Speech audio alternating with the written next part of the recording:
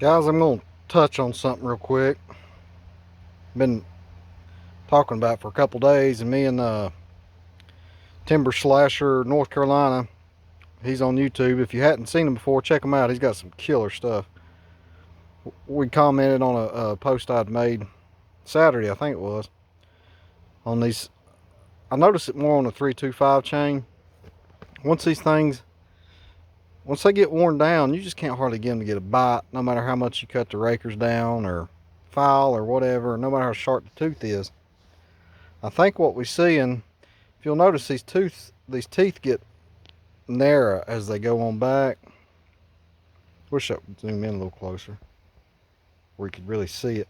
But they get narrow as they go on back, and as you file, I think what happens is the tooth is no wider than the bar. I was looking at that this morning. So you end up, it just can't get a bite. The bar's as wide as the tooth is on these 325s. I mean, the 3/8s will do it too, but it's not as pronounced. I don't remember them being that way from years back. I think it's these new chains we get. They used to really get a bite, even way wore out. But now, about halfway, you just can't get them to bite wood and pull. So, something to think about. Comment below what you think. And like I say, check out that Timber Slasher North Carolina. It's got some really cool stuff on there. All right, appreciate it, guys.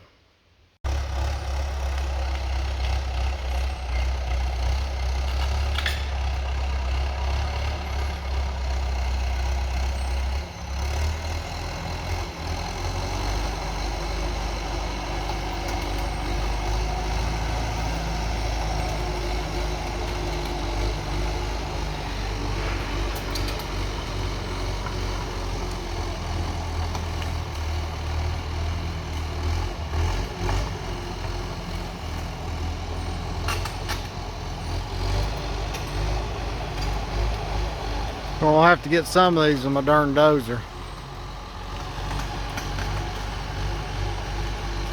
Some of them I can back down here and grapple pretty good, but I ain't gone that. Some of it's steeper than a darn horse's face over there. I can get probably some of the smaller ones. Some of them rascals up there, 32, 38 inches and stuff. I can guarantee you I ain't walking back up that dang on bluff.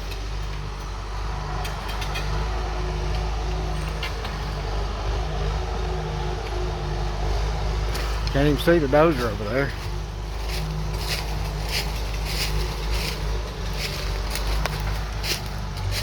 It ain't just, well, as I'm walking, that looks flat.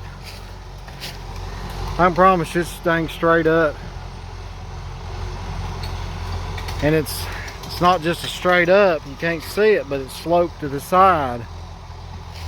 You know what that means, darn, pulling that hard and it's steep and sloped like that,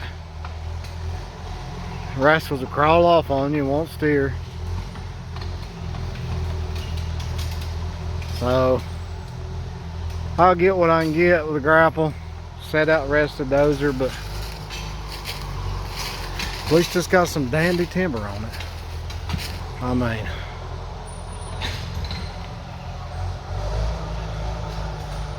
it's hard to tell size unless you get right up on them, but I mean, it's got some darn good ones. It's a little steep, at least it's dry.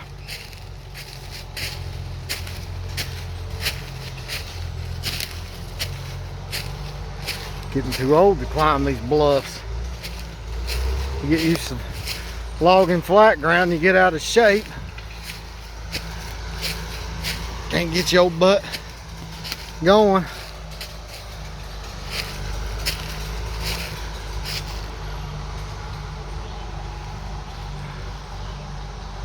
So she stacked up pretty good. Good timber. See if we can't get these rascals something cut down. It's getting late in the day, and dang, I'm tired. This old heat whooping me.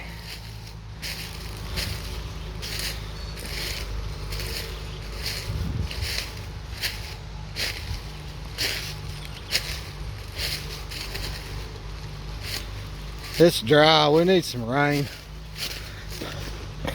I know I wouldn't normally say that as a logger, but I mean, it's dry.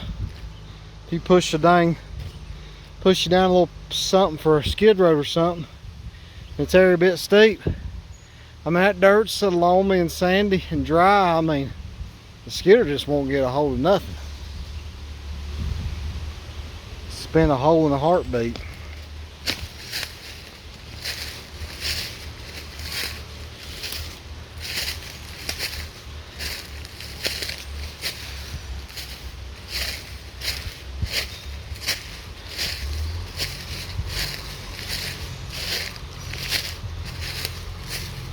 And these,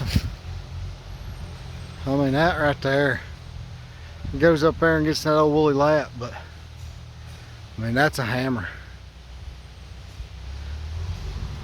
Like I say, it's, you can see the sun shining down there where we've already cut. It's straight damn off down in there. At least it's short distance, though. It ain't 150 feet maybe.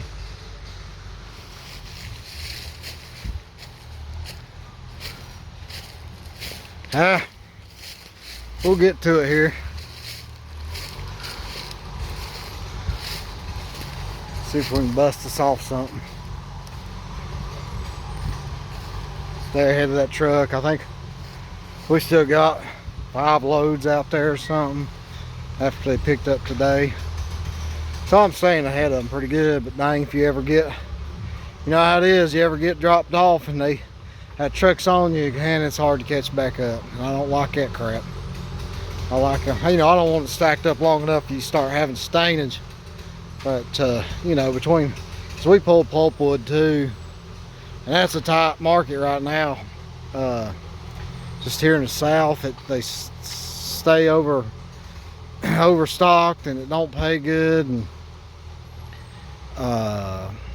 they cut off or go on quota, and I mean, it's really hard. Which down here, I mean, most of the property owners understand. Like, for instance, that tree, it's a monster. It goes up there, just blows out into just, damn, I mean, that's a ½ acre of lap up there. And we try to pull as much as we can, but you just can't get all of that, or you'll lose your butt. So we don't make, I mean, a lot of, I mean, $22, $24 a ton a lot of times, plus your haul bill. So, you know, you just ain't making nothing. So it's hard to really, you know, it's hard to landscape and still be profitable as a business. So, you know, we do the best you can, but, you know, in this big hardwood stands here in the south, it's usually, there's usually a fair amount of lap and stuff left, and you try to bust it up so it lays down flat, you know, don't look just terrible, but it is what it is. I mean,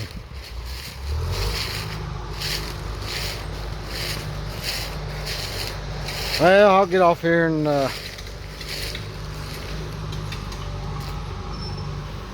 see if we can get something on the ground, a little bit more on the yard, and we'll call it a day. Y'all have a good evening if I don't touch base with you again. If you don't care, like, share, and subscribe. We'll see if we can hit 100. That's my goal, is 100. I'd be tickled to death. Alright, well, y'all have a good evening. Real quick, I'm gonna add this to that. Them old scarlet oak, we call them Spanish oaks, whatever. I mean, there's killer timber on this, but it's kind of a dry ridge. And you see that right there a lot. That thing, I guarantee you, is going to be doty in the bottom. Now, Spanish oak's great to clear up very quickly in it. When you see that right there, she's going to be doty, I about guarantee you, on this dry ridge and swelled out like that. Could be wrong, but I'd bet 20 I ain't. So we'll see. Like I say, you see that a lot on these dry ridges. Like I say, fortunately they don't carry it far up in them. So you either end up cutting your stump a little high, or you cut that off and then butt it off again. So Pick your poison. Pretty good pole though.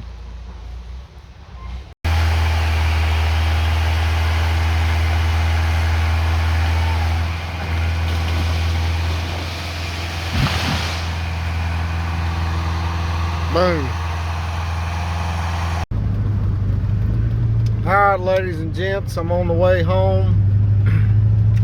Just going to show you a little bit of what why I moved out of these hills into that flatter ground. And it really, I mean, it ain't that far. It ain't but 45 miles, and I'm out of the mountains in the flatter ground. We still got some hills and slopes and whatnot, but not like up here. And it wasn't just the ground we were on. It was steep up here. But these dang little roads are straight up and down and narrow. I'll show you up through here. You'll have to never mind this old wore out Duramax. Busted windshield, 350,000 miles. Like I said, there ain't nothing nice around here.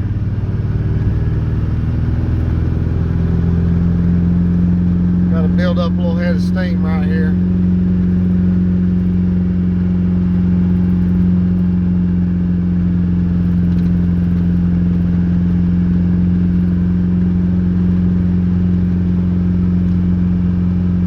Matter of fact, I think I smell a little oil. Imagine that.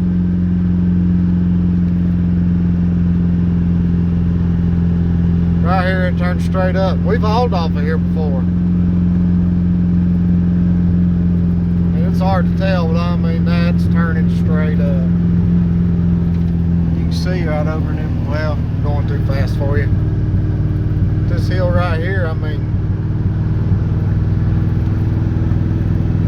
it's absolutely straight up. Then you got this hard switchback.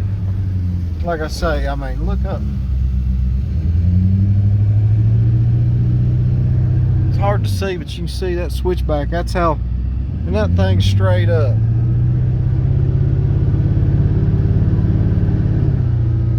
It's beautiful land or whatever, but I mean, everything's dang cable logging and straight up and down and build skid roads. That hill right there, if I remember right, you had to go off of it first or second gear on the Jake brake and riding your brakes. And that curve, if you wasn't just careful, that thing could turn you over.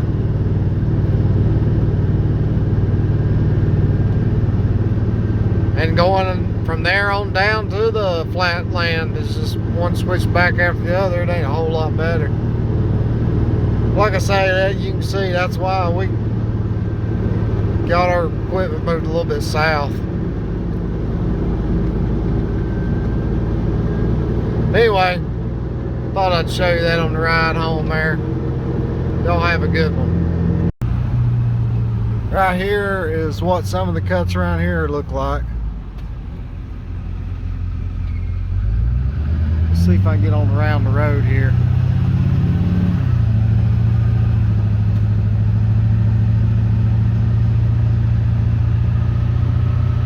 See it a little better down here.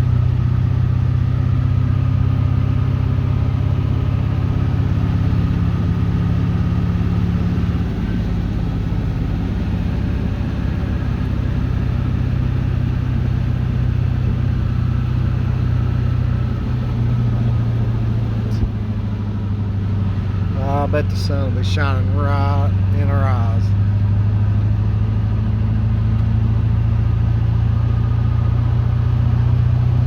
Maybe not.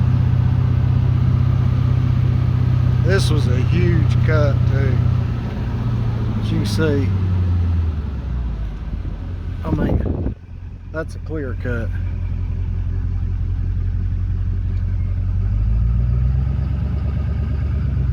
And that thing, I don't know, it's huge. A couple 100 acres or something. That's a mountain clear cut there.